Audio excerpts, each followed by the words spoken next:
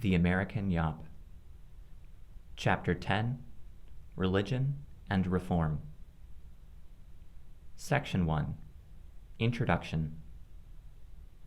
The early 19th century was a period of immense change in the United States. Economic, political, demographic, and territorial transformations radically altered how Americans thought about themselves, their communities, and the rapidly expanding nation. It was a period of great optimism, with the possibilities of self-governance infusing everything from religion to politics. Yet it was also a period of great conflict, as the benefits of industrialization and democratization increasingly accrued along starkly uneven lines of gender, race, and class. Westward expansion distanced urban dwellers from the frontier settlers more than ever before, even as the technological innovations of industrialization, like the telegraph and railroads, offered exciting new ways to maintain communication.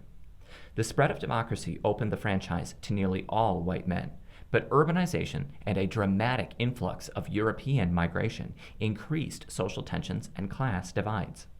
Americans looked on these changes with a mixture of enthusiasm and suspicion, wondering how the moral fabric of the new nation would hold up to emerging social challenges. Increasingly, many turned to two powerful tools to help understand and manage the various transformations: spiritual revivalism and social reform. Reacting to the rationalism of the 18th century Enlightenment, the religious revivals of the Social Great Awakening reignited Protestant spirituality during the early 19th century. The revivals incorporated worshipers into an expansive religious community that crisscrossed all regions of the United States and armed them with a potent evangelical mission. Many emerged from these religious revivals with a conviction that human society could be changed to look more heavenly. They joined their spiritual networks to rapidly developing social reform networks that sought to alleviate social ills and eradicate moral vice. Tackling numerous issues including alcoholism, slavery, and the inequality of women, reformers worked tirelessly to remake the world around them. While not all of these initiatives were successful, the zeal of reform and the spiritual rejuvenation that inspired it were key facets of antebellum life and society.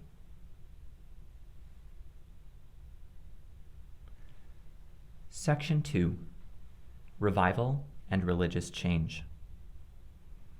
In the early 19th century, a succession of religious revivals, collectively known as the Second Great Awakening, remade the nation's religious landscape. Revivalist preachers traveled on horseback, sharing the message of spiritual and moral renewal to as many as possible. Residents of urban centers, rural farmlands, and frontier territories alike flocked to religious revivals and camp meetings, where intense physical and emotional enthusiasm accompanied evangelical conversion. The Second Great Awakening emerged in response to powerful intellectual and social currents. Camp meetings captured the democratizing spirit of the American Revolution, but revivals also provided a unifying moral order and new sense of spiritual community for Americans struggling with the great changes of the day. The market revolution, Western expansion, and European immigration all challenged traditional bonds of authority, and evangelicalism promised equal measures of excitement and order. Revivals spread like wildfire throughout the United States, swelling church membership, spawning new Christian denominations, and inspiring social reform. One of the earliest and largest revivals of the Second Great Awakening occurred in Cane Ridge, Kentucky, over a one-week period in August 1801. The Cane Ridge revival drew thousands of people, and possibly as many as 1 of every 10 residents of Kentucky. Though large crowds had previously gathered annually in rural areas each late summer or fall to receive communion, this assembly was very different. Methodist, Baptist, and Presbyterian preachers all delivered passionate sermons, exhorting the crowds to strive for their own salvation. They preached from inside buildings, evangelized outdoors under the open sky, and even used tree stumps as makeshift pulpits, all to reach their enthusiastic audiences in any way possible. Women, too, exhorted in a striking break with common practice. Attendees, moved by the preacher's fervor, responded by crying, jumping, speaking in tongues, and even fainting. Events like the Cane Ridge Revival did spark significant changes in Americans' religious affiliations. Many revivalists abandoned the comparatively formal style of worship observed in well-established Congregationalist and Episcopalian churches, and instead embraced more impassioned forms of worship that included the spontaneous jumping, shouting, and gesturing found in new and alternative denominations. The ranks of Christian denominations such as the Methodists, Baptists, and Presbyterians swelled precipitously alongside new denominations such as the Seventh-day Adventist Church. The evangelical fire reached such heights, in fact, that one swath of western and central New York State came to be known as the Burned Over District. Charles Grandison Finney, the influential revivalist preacher who first coined the term, explained that the residents of this area had experienced so many revivals by different religious groups that there were no more souls to awaken to the fire of spiritual conversion. Removing the government support of churches created what historians call the American spiritual marketplace. Methodism achieved the most remarkable success, enjoying the most significant denominational increase in American history. By 1850, Methodism was by far the most popular American denomination.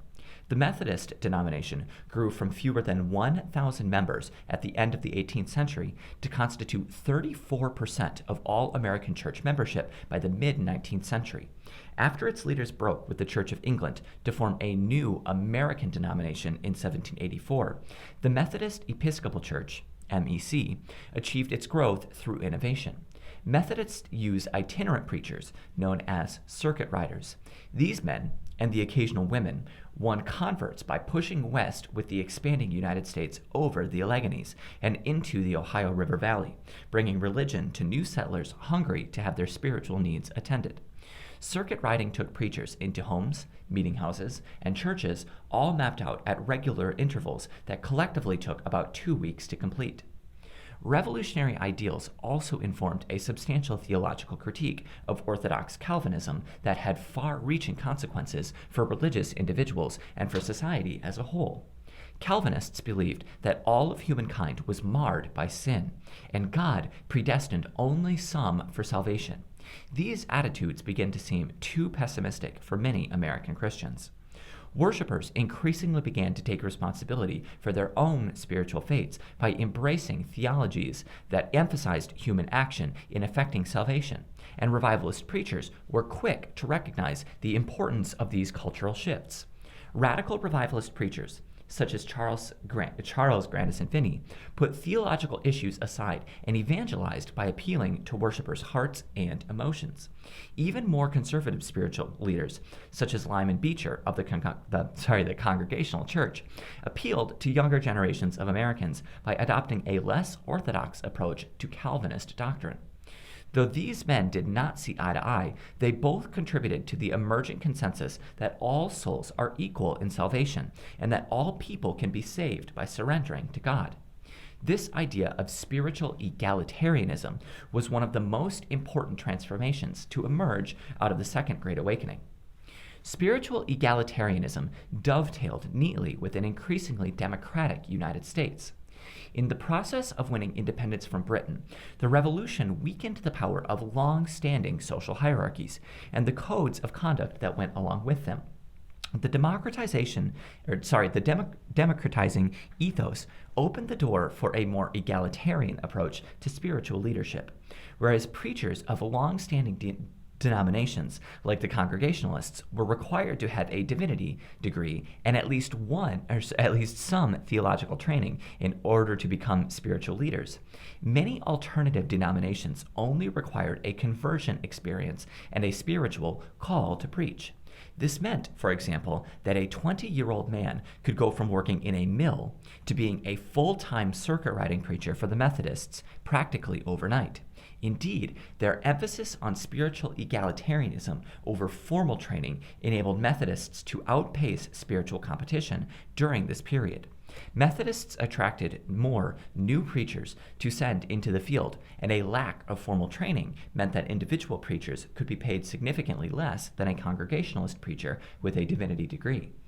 In addition to the divisions between evangelical and non-evangelical denominations wrought by the Second Great Awakening, the revivals and subsequent evangelical growth also revealed strains within the Methodist and Baptist churches. Each witnessed several schisms during the 1820s and 1830s as reformers advocated for a return to the practices and policies of an earlier generation. Many others left mainstream Protestantism altogether, opting instead to form their own churches. Some, like Alexander Campbell and Barton Stone, proposed a return to, or restoration of, New Testament Christianity, stripped of centuries of additional teachings and practices.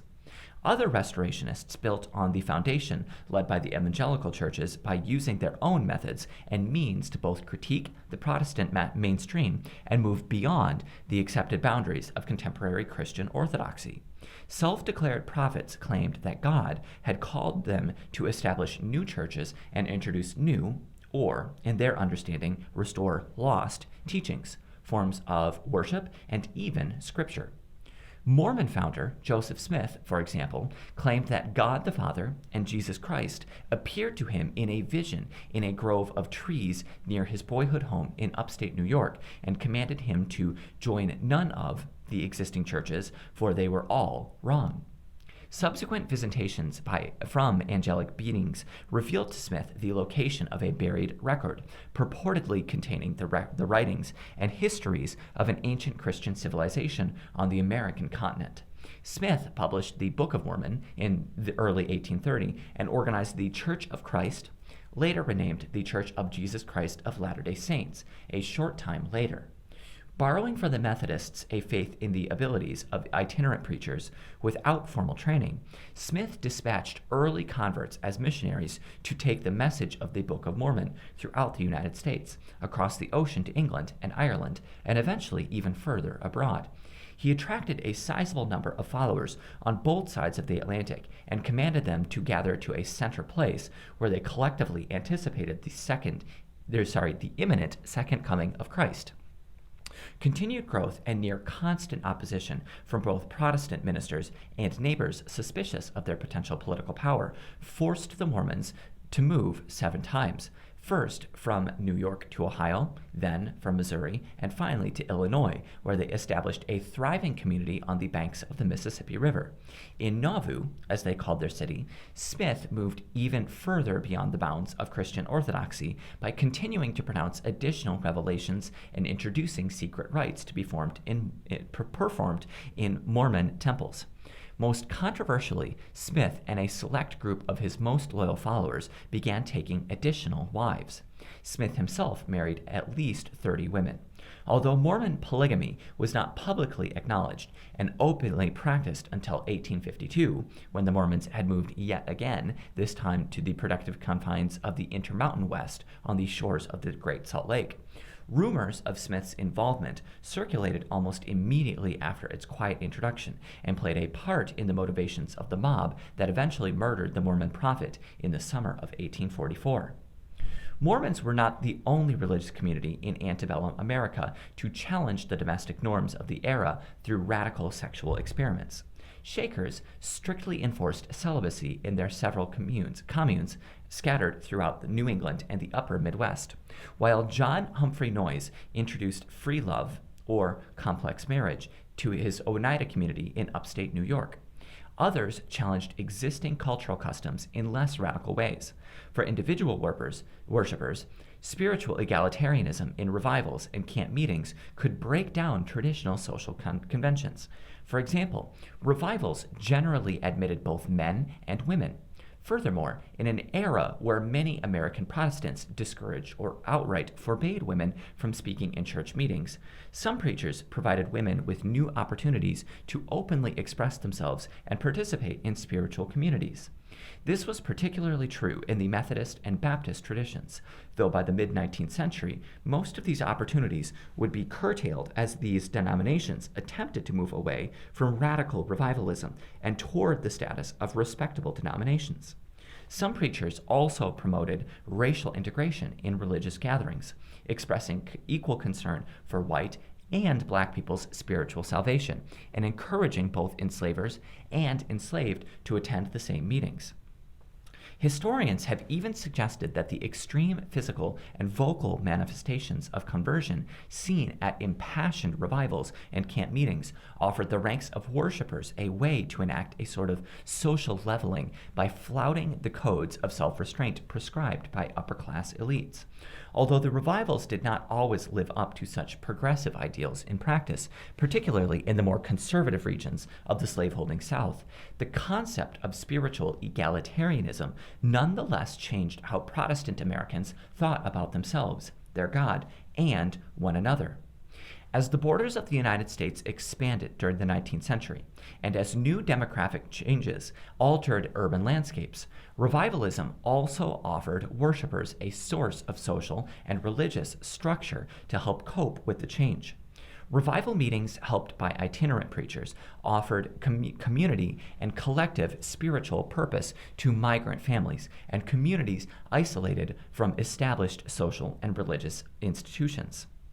In urban centers where industrialization and European famines brought growing numbers of domestic and foreign migrants, evangelical preachers provided moral order and spiritual solace to an increasingly anonymous population.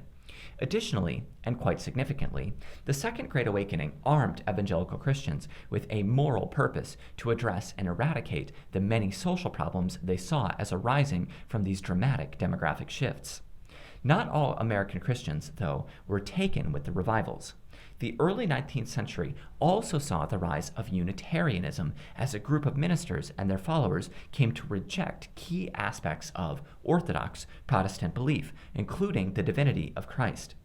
Christians in New England were particularly involved in the debates surrounding Unitarianism, as Harvard University became a hotly contested center of cultural authority between Unitarians and Trinitarians. Unitarians had important effects on the world of reform, where a group of Unitarian ministers founded the Transcendental Club in 1836.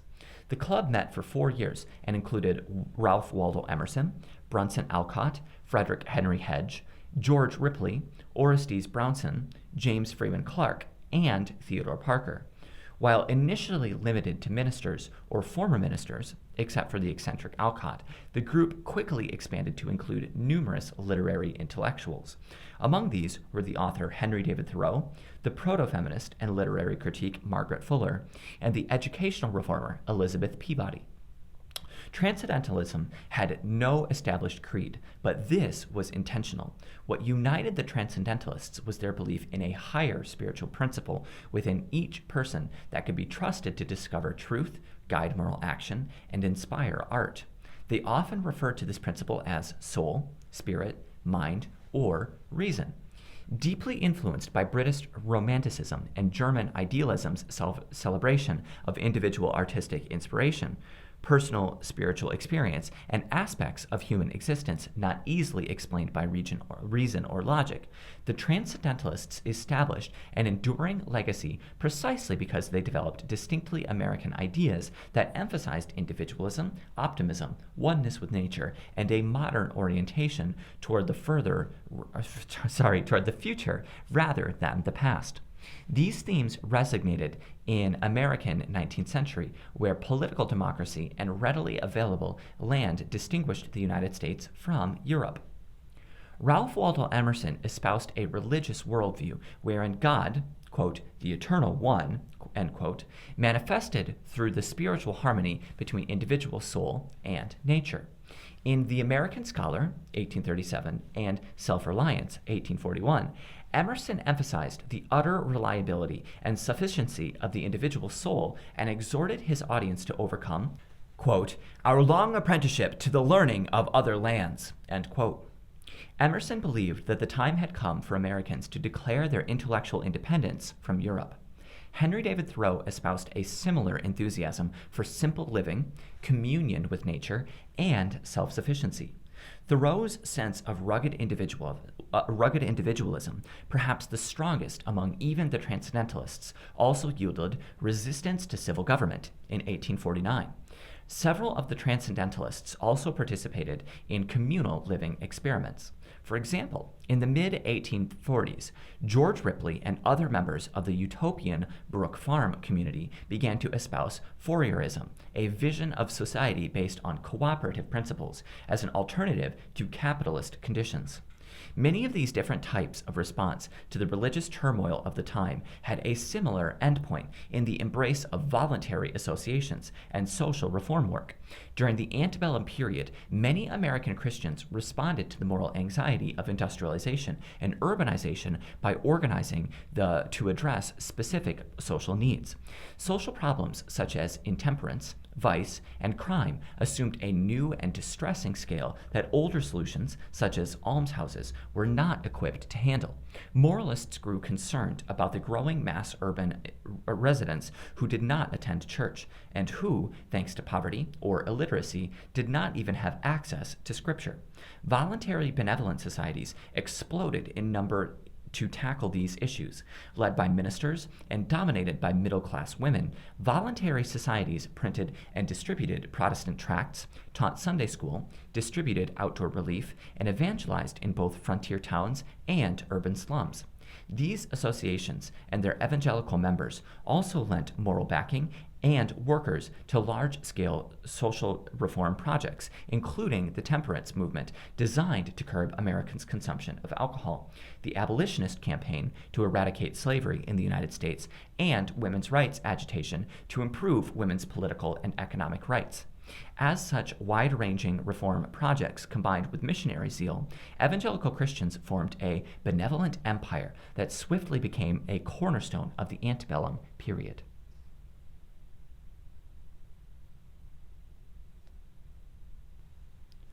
Section 3.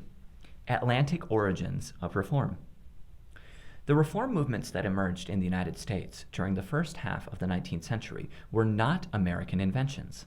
Instead, these movements were rooted in a transatlantic world where both sides of the ocean faced similar problems and together collaborated to find similar solutions.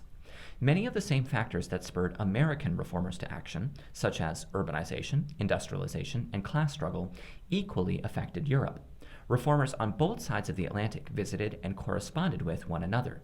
Exchanging ideas and building networks proved crucial to shared causes like abolition and women's rights. Improvements in transportation, including the introduction of the steamboat, canals, and railroads, connected people not just across the United States, but with other like-minded reformers in Europe. Ironically, the same technologies also helped ensure that even after the abolition of slavery in the British Empire, the British remained heavily invested in slavery, both directly and indirectly. Equally important, the reduction of publication costs created by new printing technologies in the 1830s allowed reformers to reach new audiences around the world. Almost immediately after its publication in the United States, for instance, Frederick Douglass's autobiography was republished in Europe and translated into French and Dutch.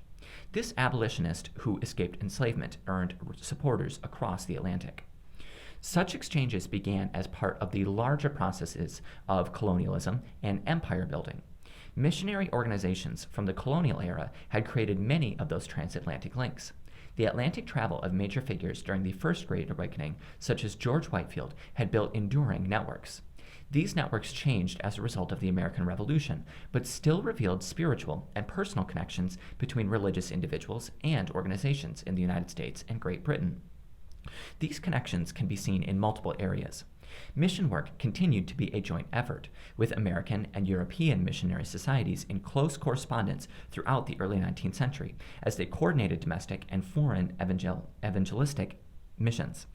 The transportation and print revolutions meant that news of British missionary efforts in India and Tahiti could quickly be printed in American religious periodicals, galvanizing American efforts to evangelize Native Americans, frontier settlers, immigrant groups, and even people overseas.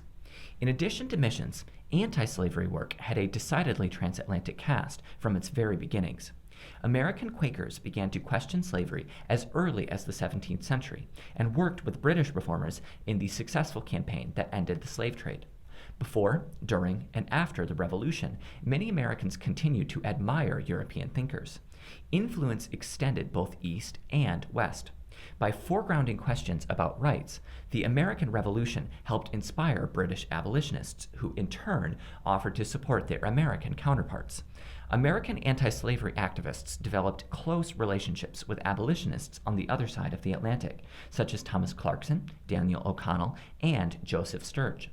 Prominent American abolitionists such as Theodore Dwight Weld, Lucretia Mott, and William Lloyd Garrison were converted to the anti-slavery idea of immediatism, that is, the demand for emancipation without delay, by British abolitionists Elizabeth Hayrick and Charles Stewart. Although Anglo-American anti-slavery networks reached back into the late 18th century, they dramatically grew in support and strength over the antebellum period, as evidenced by the General Anti-Slavery Convention of 1840. This anti-slavery delegation consisted of more than 500 abolitionists, mostly coming from France, England, and the United States. All met together in England, united by their common goal of ending slavery in their time. Although abolitionism was not the largest American reform movement of the antebellum period, that honor belongs to temperance. It did foster greater cooperation among reformers in England and the United States. In the course of their abolitionist activities, many American women began to establish contact with their counterparts across the Atlantic, each group penning articles and contributing material to support the other's anti-slavery publications and fundraisers. The bonds between British and American reformers can be traced throughout the many social improvement projects of the 19th century. Transatlantic cooperation galvanized efforts to reform individuals and society's relationships to alcohol, labor, religion, education, commerce, and land ownership. This cooperation stemmed from the recognition that social problems on both sides of the Atlantic were strikingly similar. Atlantic activists helped American reformers conceptualize themselves as part of a worldwide moral mission to attack social ills and spread the gospel of Christianity.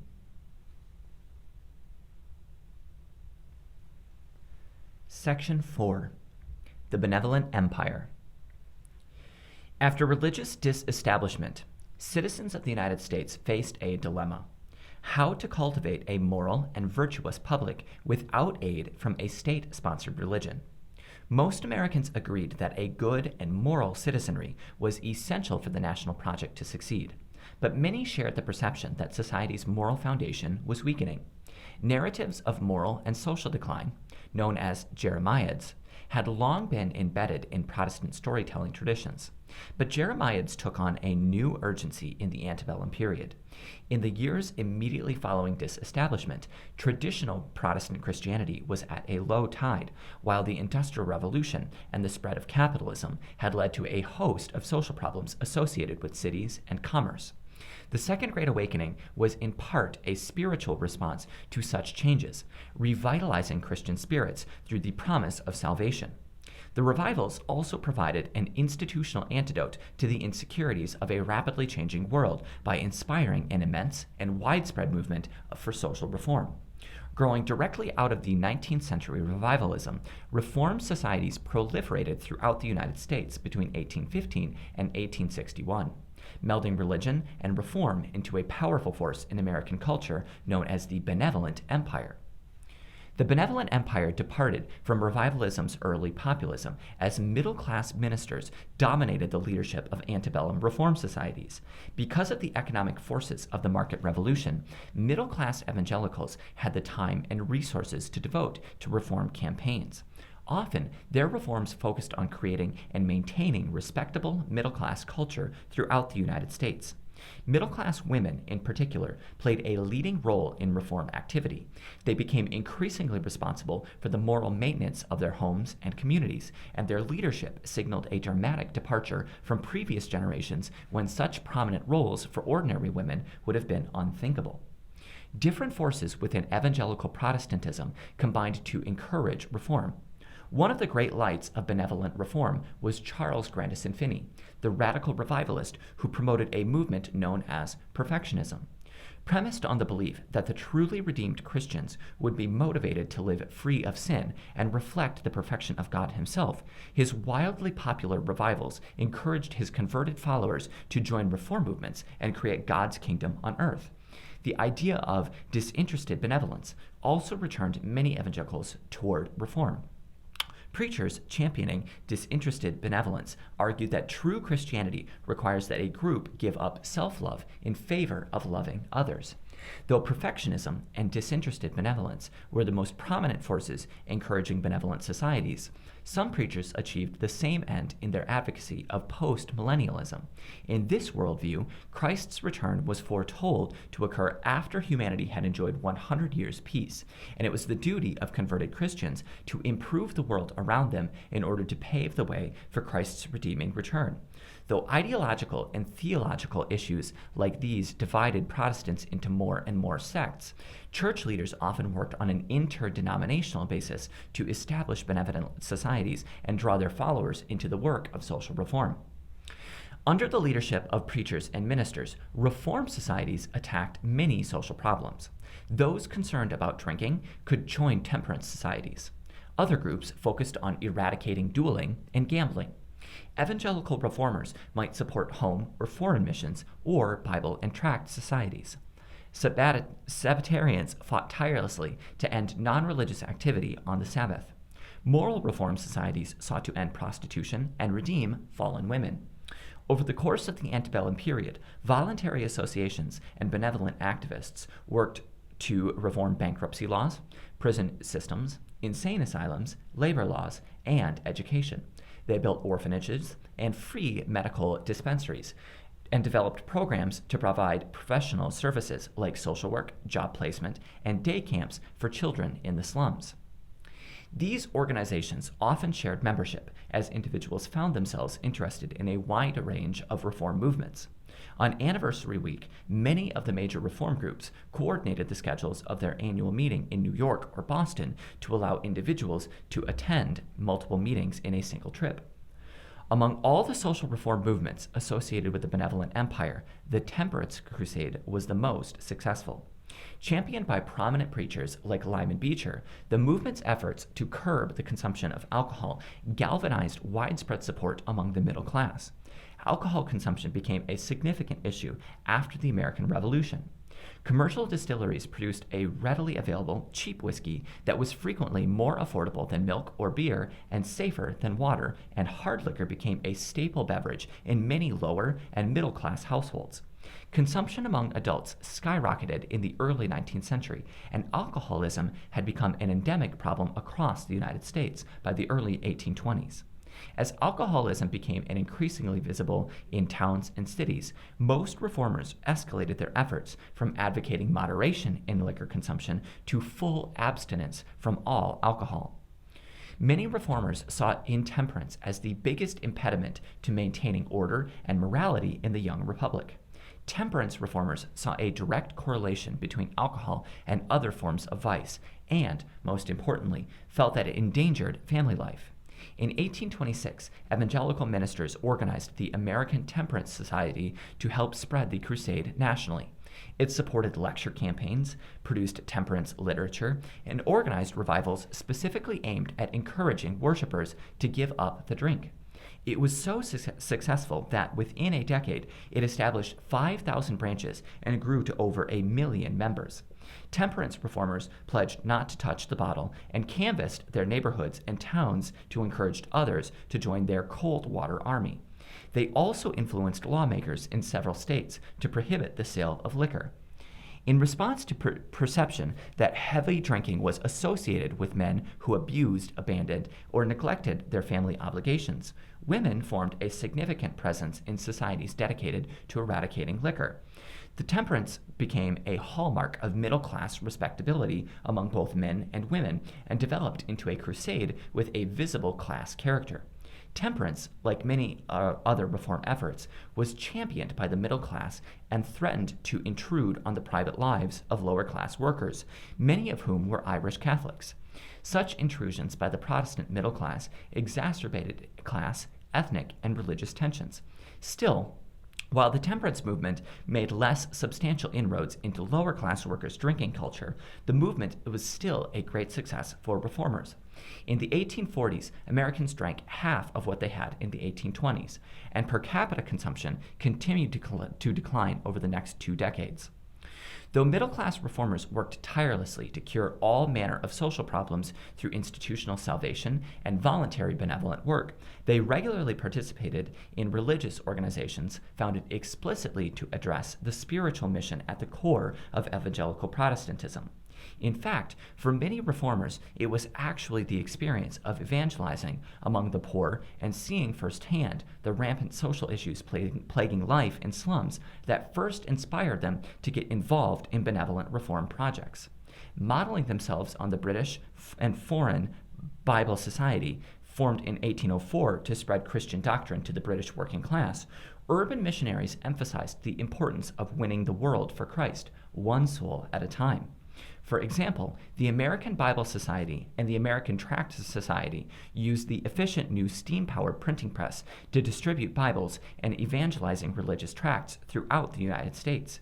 For example, the New York Religious Tract Society alone managed to distribute religious tracts to all but 388 of New York City's 28,383 families. In places like Boston, New York, and Philadelphia, middle-class women also established groups specifically to canvass neighborhoods and bring the gospel to lower-class wards. Such evangelical missions extended well beyond the urban landscape, however. Stirred by nationalism and moral purpose, evangelicals labored to make sure the Word of God reached far-flung settlers on the new American frontier. The American Bible Society distributed thousands of Bibles to frontier areas where churches and clergy were scarce, while the American Home Missionary Society provided substantial financial assistance to frontier congregations struggling to achieve self-sufficiency. Missionaries worked to translate the Bible into Iroquois and other languages in order to more effectively evangelize Native American populations. As efficient printing technology and faster transportation facilitated new transatlantic and global connections, religious Americans also began to flex their missionary zeal on a global stage. In 1814, for example, Presbyterian and Congregationalist leaders established the American Board of Commissioners for Foreign Missionaries to evangelize in India, Africa, East Asia, and the Pacific. The potent combination of social reform and evangelical mission at the heart of the 19th century's benevolent empire produced reform agendas and institutional changes that have reverberated through the 20th century and early 21st centuries. By devoting their time to the moral uplift of their communities and the world at large, middle-class reformers created many of the largest and most influential organizations in the nation's history. For the optimistic, religiously motivated American, no problem seemed too great to solve. Difficult issues arose, however, when the benevolent empire attempted to take up more explicitly political issues. The movement against Indian removal was the first major example of this. Missionary work had first brought the Cherokee Nation to the attention of northeastern evangelicals in the early 19th century. Missionaries sent by the American Board and other groups sought to introduce Christianity and American cultural values to the Cherokee and celebrated when their efforts seemed to be met with success. Evangelicals proclaimed that the Cherokee were becoming civilized, which could be seen in their adoption of a written language and of a constitution modeled on that of the U.S. government. Mission supporters were shocked then when the election of Andrew Jackson brought a new emphasis on the removal of Native Americans from the land east of the Mississippi River. The Indian Removal Act of 1830 was met with fierce opposition from within the affected Native American communities, as well as from the benevolent empire. Jeremiah Evarts, one of the leaders of the American Board, wrote a series of essays under the pen name William Penn, urging Americans to oppose renewal. He used the religious and moral arguments of the mission movement, but added a new layer of politics in his extensive discussion of the history of treaty law between the United States and Native Americans. This political shift was even more evident when American missionaries challenged Georgia state laws asserting sovereignty over Cherokee territory in the Supreme Court case Worcester versus Virginia. Although the case was successful, the federal government did not enforce the court's decision, and Indian removal was accomplished through the Trail of Tears, the tragic, forced removal of Native Americans to territories west of the Mississippi River. Anti-removal activism was also notable for the entry of ordinary American women into political discourse. This first major petition campaign by American women focused on opposition to removal and was led, anonymously, by Catherine Beecher. Beecher was already a leader in the movement to reform women's education and came to her role in removal through her connections to the mission movement. Inspired by a meeting with Jeremiah Evarts, Beecher echoed his arguments from the William Penn letters in her appeal to American women. Beecher called on women to petition the government to end the policy of Indian removal. She used religious and moral arguments to justify women's entry into political discussion when it concerned an obviously moral cause. This effort was ultimately unsuccessful, but still introduced the kinds of arguments that paved the way for women's political activism for abolitionism and women's rights. The divisions that the anti-removal campaign revealed became more dramatic with the next political cause of the 19th century reformers, abolitionism. Section 5. Anti-slavery and abolitionism. The revivalist doctrines of salvation, perfectionism, and disinterested benevolence led many evangelical reformers to believe that slavery was the most God-defying of all sins and the most terrible blight on the moral virtue of the United States. While white interest in and commitment to abolition had existed for several decades, organized anti-slavery advocacy had been largely restricted to models of gradual emancipation and conditional emancipation, seen in colonization efforts to remove black Americans to settlements in Africa.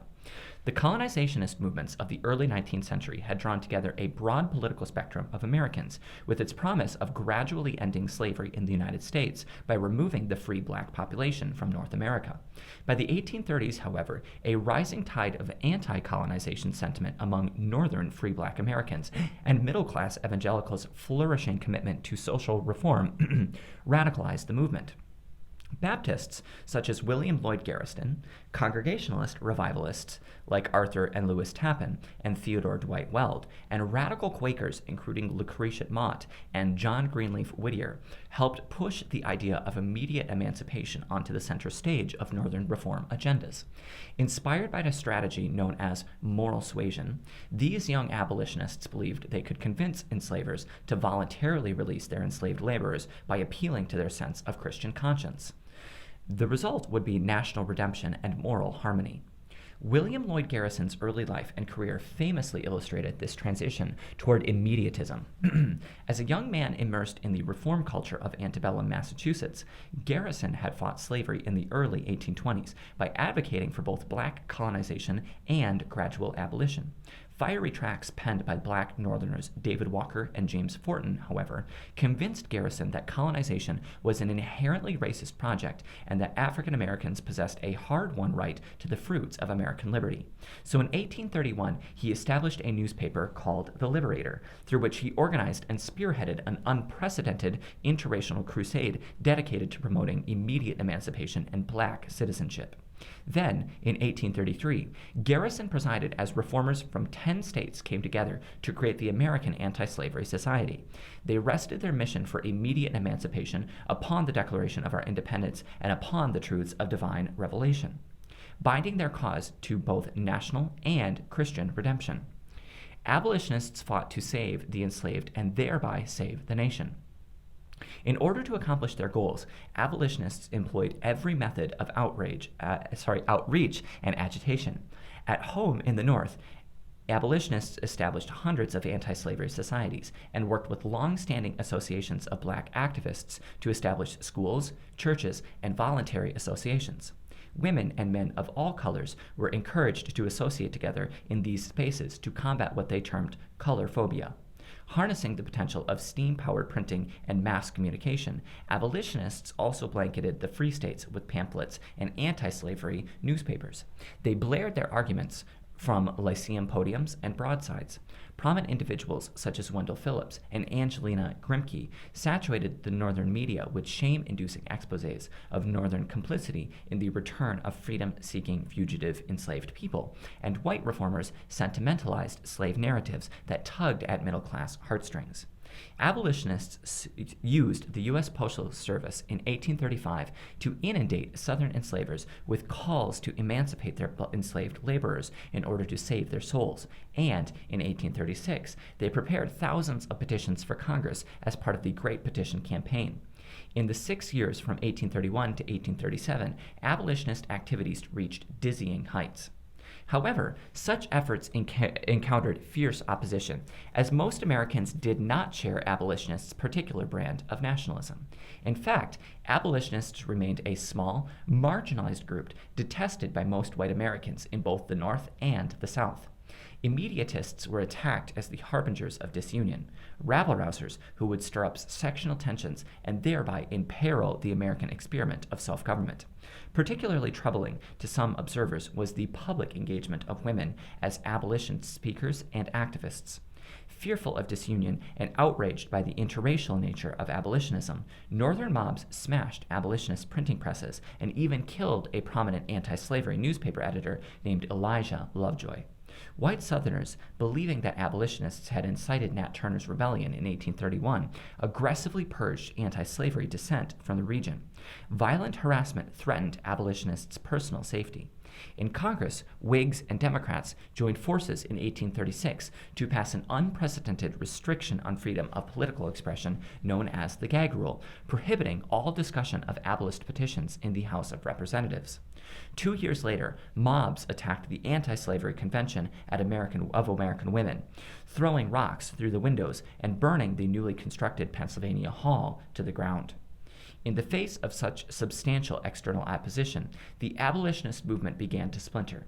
In 1839, an ideological schism shook the foundations of organized anti-slavery.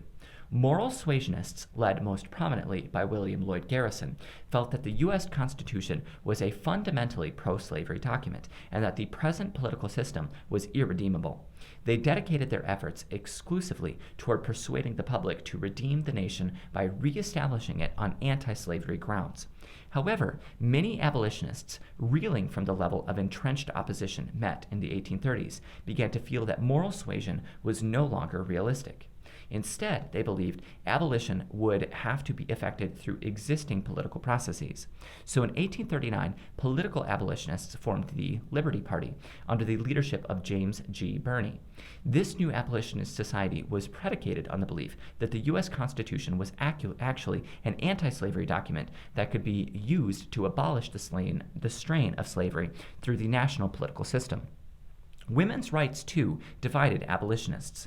Many abolitionists who believed full-heartedly in the moral suasion nonetheless felt compelled to leave the American Anti-Slavery Society because, in part, it elevated women to leadership positions and endorsed women's suffrage. This question came to a head when, in 1840, Abby Kelly was elected to the Business Committee of the Society. The elevation of women to full leadership roles was too much for some conservative members, who saw this as evidence that the society had lost its sight of its most important goal. Under the leadership of Arthur Tappan, they left to form the American and Foreign Anti-Slavery Society. These disputes became so bitter and acrimonious that former friends cut social ties and traded public insults. Another significant shift stemmed from the disappointments of the 1830s. Abolitionists in the 1840s increasingly moved from agendas based on reform to agendas based on resistance. Moral suasionists continued to appeal to the hearts and minds of political abolitionists, launched sustained campaigns to bring abolitionist agendas to the ballot box. Meanwhile, the entrenched and violent opposition of both enslavers and the Northern public encouraged abolitionists to find other avenues of fighting slave power. Increasingly, for example, abolitionists aided runaway enslaved people, established international anti-slavery networks to pressure the United States to abolish slavery. Frederick Douglass represented the intersection of these two trends.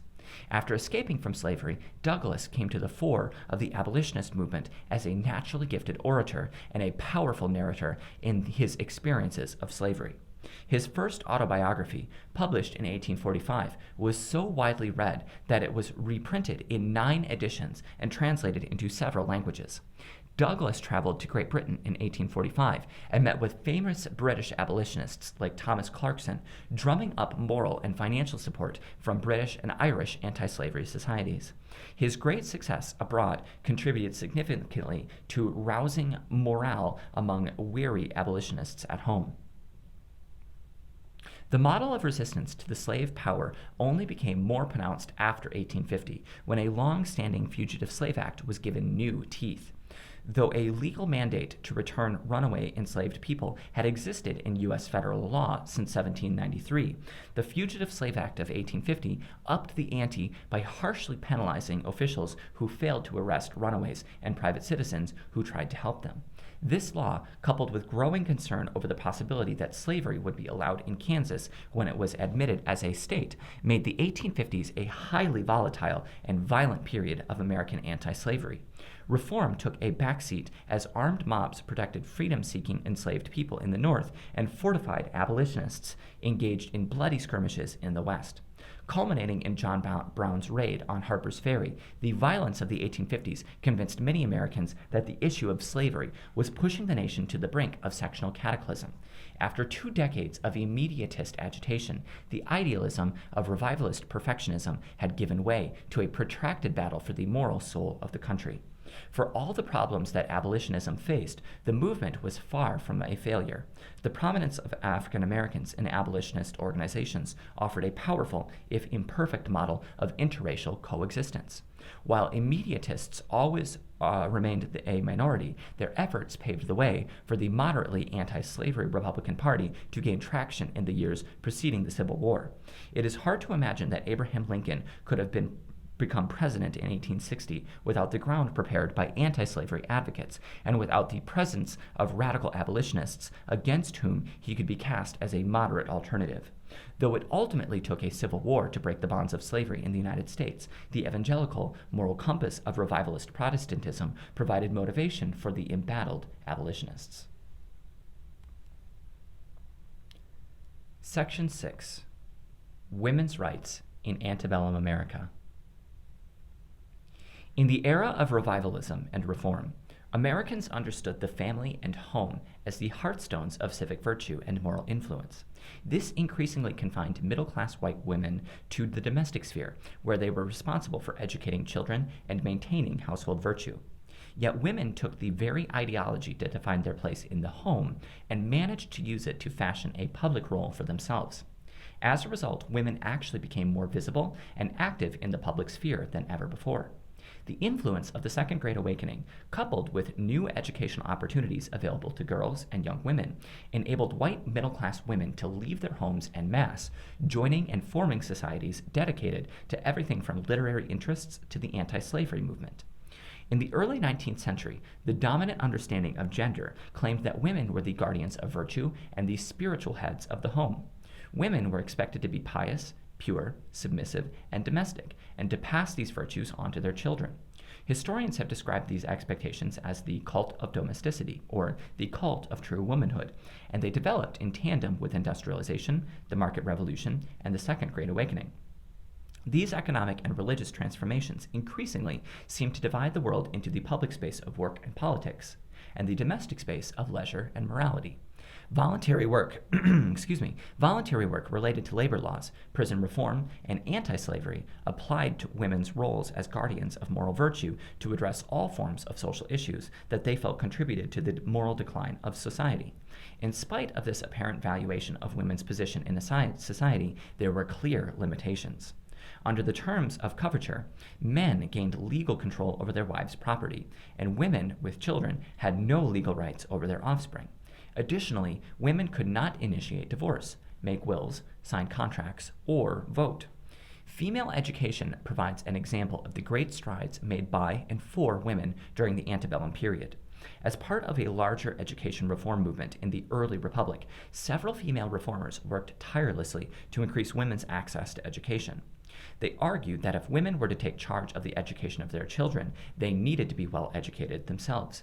While the women's education movement did not generally push for women's political or social equality, it did assert women's intellectual equality with men, an idea that would eventually have important effects. Educators such as Emma Willard, Catherine Beecher, and Mary Lyons, founders of the Troy Female Seminary, Hartford Female Seminary, and Mount Holyoke Seminary, respectively, adopted the same rigorous curriculum that was used for boys. Many of these schools had the particular goal of training women to be teachers. Many graduates of these prominent seminaries found their own schools, spreading women's education across the country, and with it, ideas about women's potential to take part in public life. The abolitionist movement was another important school for women's public engagement. Many of the earliest women's rights advocates began their activism by fighting the injustices of slavery, including Angelina and Sarah Grimke, Lucretia Mott, Sojourner Truth, Elizabeth Cady Stanton, and Susan B. Anthony. In the 1830s, women in cities such as Boston, New York, and Philadelphia established female societies dedicated to the anti-slavery cause. Initially, these societies were similar to the prayer and fundraising-based projects of other reform societies. As such societies proliferated, however, their strategies changed. Women could not vote, for example, but they increasingly used their right to petition to express their anti-slavery grievances to the government. Impassioned women like the Grimke sisters even began to travel on lecture circuits. This latter strategy, born of fervent anti-slavery advocacy, ultimately tethered the cause of women's rights to abolitionism. Sarah Moore Grimke and Angelina Emily Grimke were born to a wealthy family in Charleston, South Carolina, where they witnessed the horrors of slavery firsthand. Repulsed by the treatment of the enslaved laborers on the Grimke plantation, they decided to support the anti-slavery movement by sharing their experiences on northern lecture tours. At first speaking to female audiences, they soon attracted promiscuous crowds of both men and women. They were among the earliest and most famous American women to take a public role in the name of reform. When the Grimke sisters met substantial harassment and opposition to their public speaking on anti-slavery, they were inspired to speak out against more than just the slave system. They began to see that they would need to fight for women's rights in order to fight for the rights of enslaved people. Other female abolitionists soon joined them in linking the issue of women's rights and abolitionism by drawing direct comparisons between the condition of free women in the United States and the condition of the slave. As the anti-slavery movement gained momentum in northern states in the 1830s and 1840s, so too did efforts for women's rights. These efforts came to a head at an event that took place in London in 1840. That year, Lucretia Mott was among the American delegates attending the World Anti-Slavery Convention in London. Because of ideological disagreements between some of the abolitionists, the convention's organizers refused to seat the female delegates or allow them to vote during the proceedings. Angered by such treatment, Mott and Elizabeth Cady Stanton, whose husband was also a delegate, returned to the United States with a renewed interest in pursuing women's rights. In 1848, they organized the Seneca Falls Convention, a two-day summit in New York State in which women's rights advocates came together to discuss the problems facing women. Stanton wrote the Declaration of Sentiments for the Seneca Falls Convention to capture the wide range of issues embraced by the early women's rights movement. She modeled the document on the Declaration of Independence to make explicit the connection between women's liberty and the rhetoric of America's founding. The Declaration of Sentiments outlined 15 grievances and 11 resolutions. They championed property rights, access to the professions, and most controversially, the right to vote. 68 women and 32 men, all of whom were already involved in some aspect of reform, signed the Declaration of Sentiments. Antebellum women's rights fought what they perceived as senseless gender discrimination, such as the barring of women from college and inferior pay for female teachers. They also argued that men and women should be held to the same moral standards. The Seneca Falls Convention was the first of many such gatherings promoting women's rights, held almost exclusively in the northern states. Yet the women's rights movement grew slowly and experienced few victories. Few states reformed married women's property laws before the Civil War, and no state was prepared to offer women the right to vote during the Antebellum period. At the onset of the Civil War, women's rights advocates temporarily threw the bulk of their support behind abolition, allowing the cause of racial equality to temporarily trump that of gender equality. But the words of the Seneca Falls Convention continued to inspire generations of activists. Section 7. Conclusion. By the time the Civil War erupted in 1861, the revival and reform movements of the antebellum period had made an indelible mark on the American landscape. The Second Great Awakening ignited Protestant spirits by connecting evangelical Christians in national networks of faith. Social reform spurred members of the middle class to promote national morality and the public good. Not all reform projects were equally successful, however. While the temperance movement made substantial inroads against the excesses of alcohol consumption, the abolitionist movement proved so divisive that it paved the way for sectional crisis. Yet participation in reform movements, regardless of their ultimate success, encouraged many Americans to see themselves in new ways. Black activists became a powerful voice in anti-slavery societies, for example, developing domestic and transnational connections to pursue the cause of liberty. Middle-class women's dominant presence in the Benevolent Empire encouraged them to pursue a full-fledged women's rights movement that has lasted in various forms up through the present day. In their efforts to make the United States a more virtuous and moral nation, the 19th century reform activists developed cultural and institutional foundations for social change that have continued to reverberate through the 20th and 21st centuries.